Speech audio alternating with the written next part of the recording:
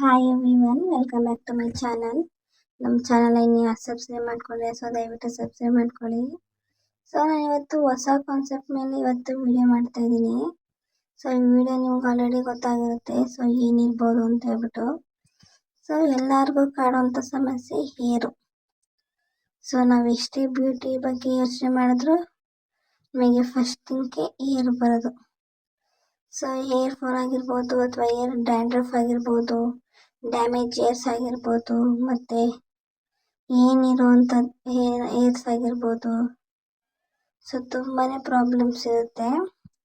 ಆ ಎಲ್ಲ ಪ್ರಾಬ್ಲಮ್ಸ್ಗೂ ಒಂದೇ ಸೊಲ್ಯೂಷನ್ನು.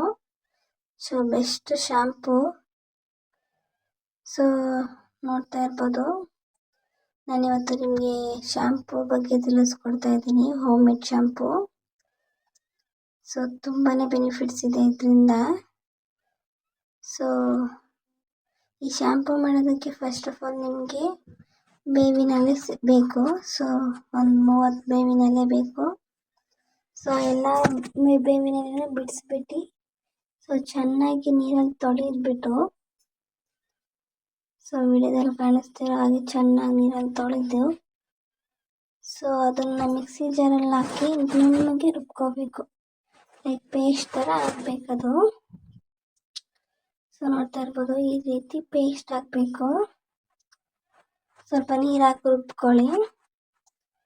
ಅದನ್ನು ಚೆನ್ನಾಗಿ ಸೋಸ್ಕೋಬೇಕು. ಅಂದರೆ ಒಂದು ಜಾಲ ತಗೊಂಡು ಸೋದಿಸ್ಕೋಬೇಕು. ಅದಕ್ಕೆ ನಾನಿಲ್ಲಿ ಸೀಗೆಕಾಯಿ ಪುಡಿನ ಆ್ಯಡ್ ಮಾಡ್ತಾ ಇದ್ದೀನಿ. ನೀವು ಮನೇಲಿರುವಂಥ ಸೀಗೆಕಾಯಿ ಪುಡಿನ ಆ್ಯಡ್ ಮಾಡ್ಕೋಬೇಕು. ಸೀಗೆಕಾಯಿ ಪುಡಿ ಮತ್ತು ಬೇವಿನ ರಸ ಎರಡನ್ನೂ ಚೆನ್ನಾಗಿ ಮಿಕ್ಸ್ ಮಾಡಬೇಕು. ಈ ಥರ ಕನ್ಸಿಸ್ಟೆನ್ಸಲ್ಲಿ ನೀವು ಮಿಕ್ಸ್ ಮಾಡಬೇಕು. ಅಂದರೆ ಇದನ್ನು ಮಿಕ್ಸ್ ಮಾಡಬೇಕು.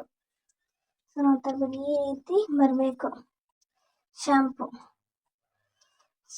ಇದನ್ನು ನೀವು ವೀಕ್ಲಿ ಟ್ವೈಸ್ ಆಗಿರ್ಬೋದು ಅಥವಾ ವೀಕ್ಲಿ ಒನ್ಸ್ ಆಗಿರ್ಬೋದು ಅಪ್ಲೈ ಮಾಡಿಬಿಟ್ಟು ಸ್ನಾನ ಮಾಡಿದ್ರೆ ಹೇರ್ಗೆ ತುಂಬಾ ಬೆನಿಫಿಟ್ಸ್ ಬರುತ್ತೆ. ನೋಡ್ತಾ ಇರ್ಬೋದು, ಇಷ್ಟು ಬ್ಯೂಟಿಫುಲ್ ಆಗಿದೆ ಹೇರ್ಸ್ ಅಂತೇಳಿ.